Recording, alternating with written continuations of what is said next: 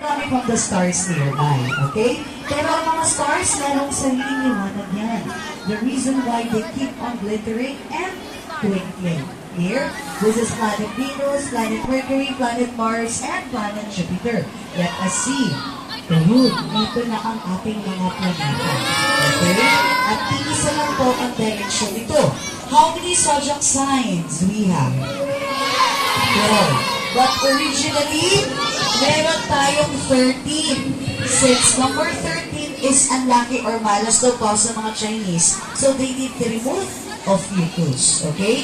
So now, are you ready to judge the largest and the massive planets in the solar system?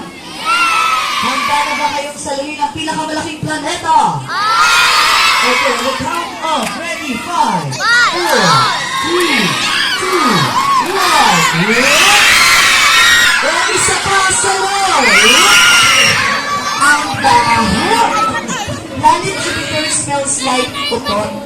Okay? This is a gas giant planet that contains methane. When you say methane, smells like a rotten egg. Okay? Ilan ang moons natin dito? How many moons we have? 95 moons. Okay? We have 95 moons and meron bang ring si planet Jupiter? Yes or no? The answer is yes, and we have 3 rings. Hindi natin visible compared to planet Saturn.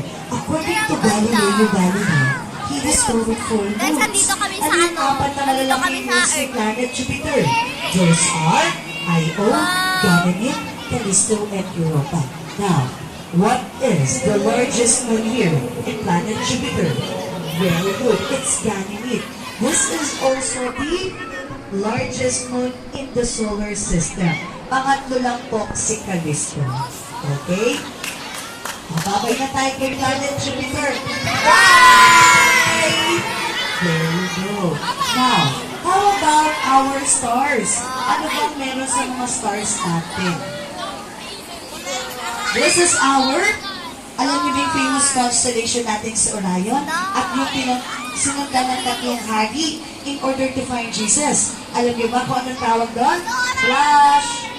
Those are what we call the Tres Marias. Alnitak, Alnilam, and Mentaka. Which is located on Orion's belt. Yung nasa gitna po nito, nandiyan po yung Orion's Nebula. Okay? And the brightest star in the night sky, alam niyo ba kung ano? It's Sirius, which is located in Paris region. Okay? Sino nanood na ng Moana?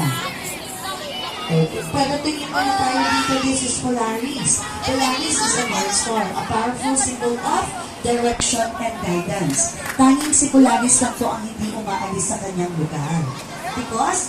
Kasi hindi pa ang uso ang compass, kaya ginawa nilang compass si Polaris. Kung watch mo nga na, legit bang Hook ni Maui? This is Hook of Maui. Okay? Now, Mayan people, they need to connect those stars, and this is what we call the 3, 2, 1, the patterns of stars in different shapes. Okay? May iba't-ibang shapes ang mga stars natin.